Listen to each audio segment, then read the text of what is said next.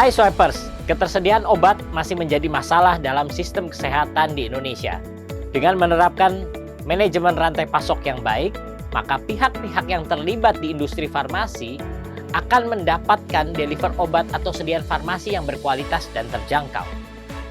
Nah, apa itu manajemen rantai pasok di farmasi? Lalu, seperti apa tantangan dan alur dalam mendistribusikan obat? Bersama saya, Oscar Ronald, semua akan saya bahas dalam Swipreneur, edukasi membangun farmasi.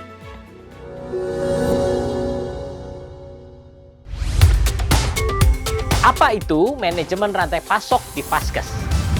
Menurut Andrea Taylor, Erin Escobar, Krishna Udaya Kumar, pada case study di tahun 2017 yang berjudul Expanding Access to Low Cost, High Quality, Tertiary Care, manajemen rantai pasok di fasilitas kesehatan adalah kegiatan mengelola semua aktivitas dan sumber daya yang berkaitan dengan proses pengadaan serta distribusi produk medis dan pelayanan kesehatan kepada konsumen. Dalam industri ini dapat disebut pasien, dengan biaya yang seminimal mungkin. Dalam manajemen rantai pasok di fasilitas kesehatan, semua elemen yang terlibat dalam memenuhi kebutuhan pasien seperti obat, alat medis, dan layanan kesehatan harus tersedia dengan tepat waktu dan berkualitas tinggi. Hal ini dilakukan agar kebutuhan pasien dapat terpenuhi dan mendukung proses pengobatan yang efektif. Tantangan atau permasalahan. Tantangan atau permasalahan distribusi farmasi. Sebenarnya apa aja sih yang menjadi tantangan distribusi farmasi khususnya di Indonesia?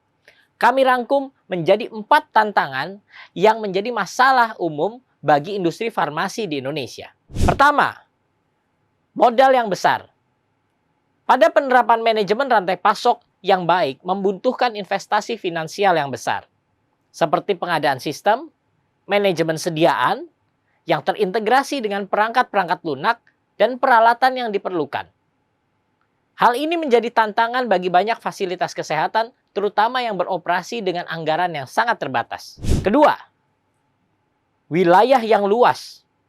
Indonesia terdiri dari banyak pulau, wilayah yang tersebar di seluruh Nusantara, sehingga pengiriman obat-obatan dan alat kesehatan menjadi lebih sulit dan memerlukan biaya logistik yang cukup tinggi.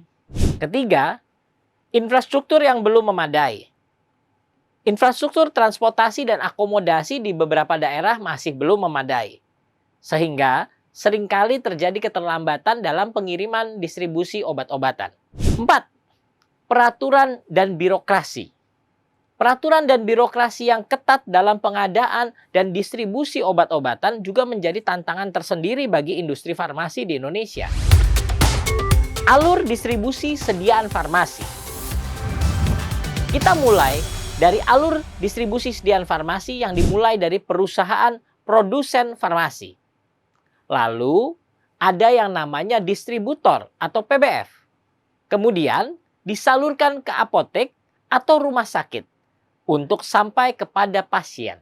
Secara sederhana, alur distribusi obat dari hulu ke hilir dimulai dari perusahaan farmasi atau produsen obat mengembangkan produk kefarmasian atau obat tersebut.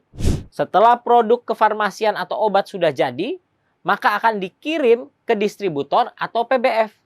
Dari distributor atau PBF tersebut, maka akan didistribusikan kepada apotek atau rumah sakit dan diakhiri dengan pemberian obat atau sediaan farmasi kepada pasien yang membutuhkan. Perlu diketahui bersama bahwa alur rantai pasok farmasi ini diatur oleh pemerintah melalui regulasi dan peraturan yang ditetapkan untuk memastikan bahwa obat atau sediaan farmasi yang beredar di masyarakat di Indonesia aman dan efektif. Pemerintah juga bertanggung jawab untuk memantau, mengawasi distribusi obat di seluruh wilayah Indonesia. Kesimpulan,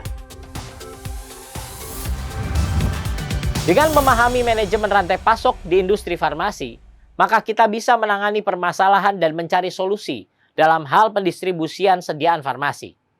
Bagi apotek milik Swipers, dengan memilih rekanan atau PBF yang tepat akan menjadi pemecah kesulitan pengadaan sediaan farmasi di apotek milik Swipers.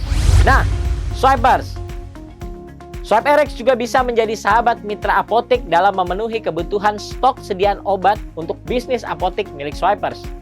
Nikmati berbagai macam kemudahan dan penawaran dalam satu aplikasi yang tentunya rugi kalau dilewatkan. Tinggal swipe, stok obat apotek pun terpenuhi.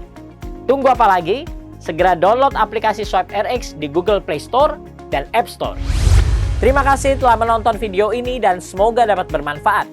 Jangan lupa like, subscribe, dan share video SwipeRx Indonesia untuk selalu mendapat update ilmu seputar bisnis farmasi.